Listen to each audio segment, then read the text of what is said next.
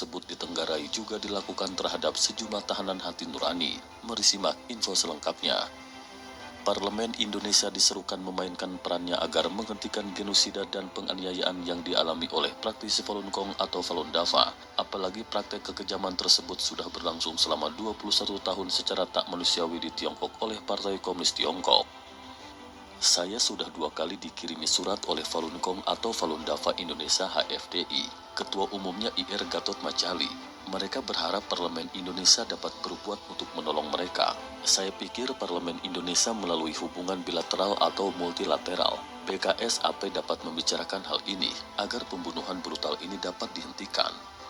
Saya sudah 2 kali dikirimi surat oleh Falun Gong atau Falun Dafa Indonesia HFDI, Ketua Umumnya Insinyur Gatot Macali.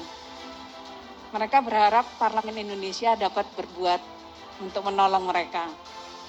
Saya pikir Parlemen Indonesia melalui hubungan bilateral atau multilateral, BKSAP dapat membicarakan hal ini agar pembunuhan brutal ini dapat dihentikan. Kata anggota Komisi 9 DPR RI Weni Haryanto saat interupsi di rapat paripurna masa persidangan 4 tahun sidang 2019-2020 di Gedung Nusantara Senayan, Jakarta, Kamis 18 Juni 2020. Rapat saat itu dipimpin oleh Wakil Ketua DPR RI Aji Samsudin yang didampingi oleh Ketua DPR RI Puan Maharani dan Wakil Ketua DPR RI Rahmat Gobel. Rapat itu dihadiri oleh anggota DPR RI secara fisik dan virtual yang disiarkan secara live oleh TV Parlemen.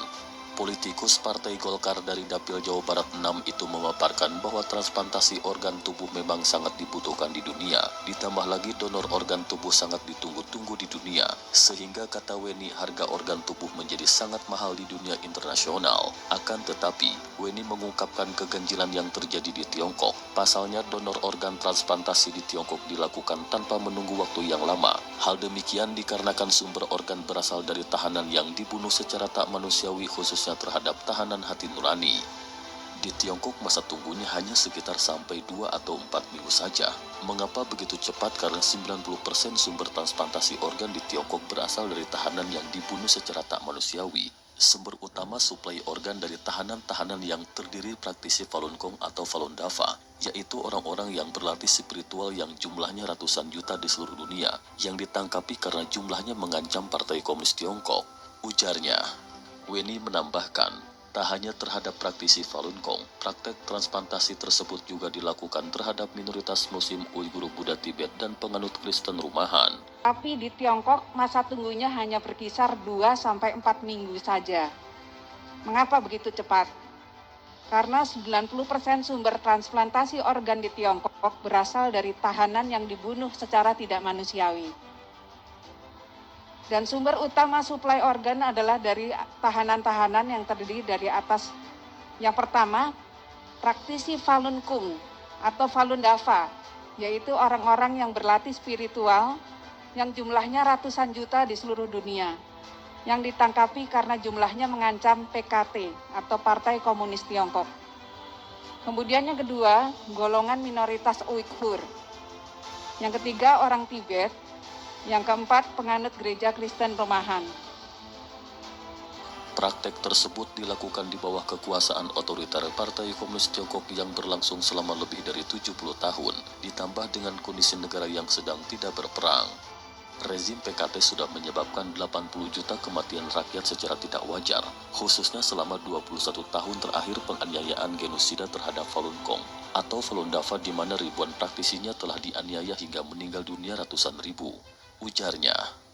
Di bawah kekuasaan otoriter PKT, Partai Komunis Tiongkok tersebut, selama lebih dari 70 tahun, dan dalam kondisi negara sedang tidak berperang, rezim PKT telah menyebabkan 80 juta kematian rakyatnya secara tidak wajar. Khususnya selama 21 tahun terakhir, penganiayaan genosida terhadap Falun Gong atau Falun Dafa, di mana ribuan praktisinya telah dianiaya hingga meninggal. Weni memaparkan, mereka yang disiksa dan tewas ditahan di kem-kem kerja paksa, pusat pencucian otak dan penjara. Dalam prakteknya, sebagian besar sudah diambil organ tubuhnya dan bagi kebutuhan pasien dalam negeri dan mancanegara. Laporan independen menyimpulkan bahwa praktisi Falun Gong merupakan target utama pengambilan organ secara paksa. Karena selain banyaknya jumlahnya, praktisi yang ditahan juga organ tubuh mereka dianggap sangat sehat. Tegasnya, Ratusan ribu telah ditahan di kem-kem kerja paksa, pusat pencucian otak, dan penjara. Dan sebagian besar telah dibunuh untuk diambil organ tubuhnya dan bagi kebutuhan transplantasi pasien dalam negeri maupun mancanegara. Laporan independen menyimpulkan bahwa praktisi Falun Gong merupakan target utama pengambilan organ secara paksa. Karena selain banyaknya jumlah praktisi yang ditahan, juga organ tubuh mereka dianggap sangat sehat. merespon interupsi tersebut, Wakil Ketua DPR RI Aji Samsudin mengatakan akan menindaklanjuti masalah tersebut di Komisi 1 DPR RI. Tentang pembunuhan terhadap Falun Dafa itu, kami akan menjadikannya catatan dan kami akan meneruskan ke Komisi Teknis dalam hal ini Komisi 1 untuk melakukan penjajakan dan koordinasi dengan Kementerian Luar Negeri, khususnya di negara setempat. Adapun mengenai Bu Weni tentang berkaitan dengan Falun Dafa pembunuhan daripada PKT Falun Dom itu, kami akan menjadi catatan dan kami akan teruskan kepada Komisi Teknis dalam hal ini Komisi 1 untuk melakukan penjajakan dan koordinasi dengan Kementerian Luar Negeri khususnya di negara setempat. Bapak Ibu sekalian. Melansir dari situs id.falundafa.org, Falun Gong atau Falun Dafa adalah metode latihan yang berlandaskan prinsip sejati baik sabar. Latihan ini juga disertai metode pengolahan jiwa dan raga, melalui olahraga disertai dengan 5 perangkat latihan termasuk meditasi. Sedangkan melalui olah jiwa berlandaskan pada prinsip sejati baik sabar.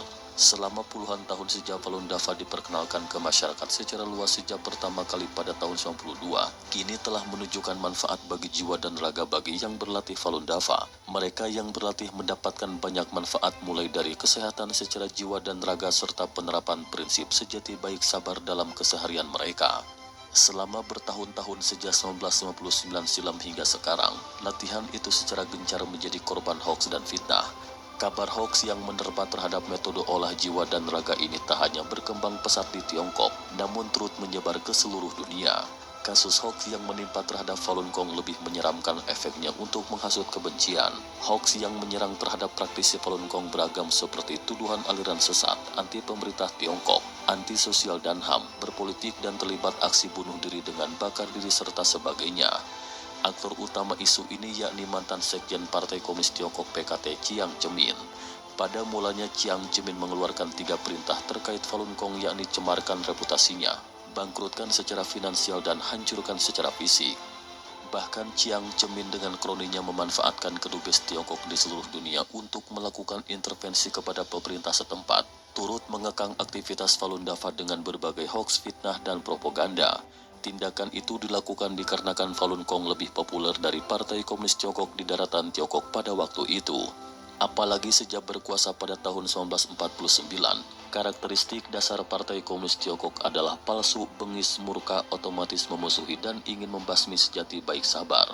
Komunis Tiongkok senantiasa mengulangi pola yang sama kepada kelompok rakyatnya yang dipandang tidak sepaham dengan komunisme yang ateis. Namun demikian, para praktisi Falun Gong di seluruh dunia termasuk di Indonesia yang mengikuti latihan ini terus menyuarakan bantahan hoaks-hoaks yang beredar secara masif. Mereka terus-menerus menjelaskan sanggahan fitnahan selama bertahun-tahun kepada setiap individu, lembaga pemerintah termasuk kepolisian, media, tokoh masyarakat, dan LSM.